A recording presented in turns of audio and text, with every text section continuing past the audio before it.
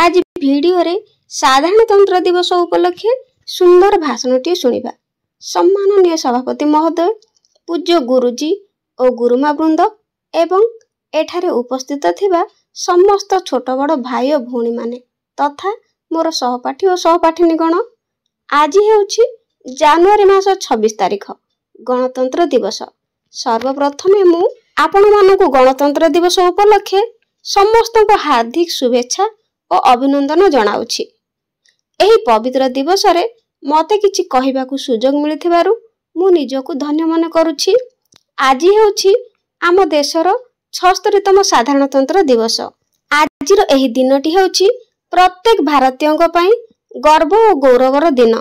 आपण माने समस्ते जानिछंती आम देश भारत 1947 मसिया अगस्त 15 तारिख दिन स्वाधीन होइथिला, किंतु सेतेबेले आम देशर कौनसी आईन कानून नथिला।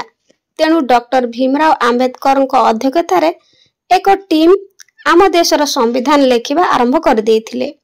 एथिपाई 2 वर्ष 11 मास 18 दिन समय लागिथिला एवं शेषरे 1950 मसिया जनवरी मास 26 तारिख रे आम देशरे संविधान कार्यकारी हेला एवं आम देश एक स्वतंत्र राष्ट्र रूपे समग्र विश्व रे स्वीकृति लाभ करथिला।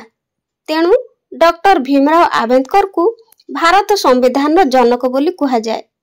आज एही पवित्र दिवस रे आमर समस्त स्वाधीनता संग्रामी और वीरपुत्र मानकु प्रणाम करी श्रद्धांजलि अर्पण करूछि। आज एही पवित्र दिन रे आम्भे माने शपथ नेबा जे आम देश भारत वर्ष को समग्र विश्व रे सर्वोत्तम देश रूपे गढ़िबा सहित आम संविधान को सम्मान देबा। मु एतिकी कही मोर वक्तव्य शेष करूछि। जय हिंद, जय भारत, वंदे मातरम। पिला माने वीडियोटी भल लागिथिले वीडियो को लाइक करिवे एवं चैनल को सब्सक्राइब करिवे। रहुछि आज पे धन्यवाद।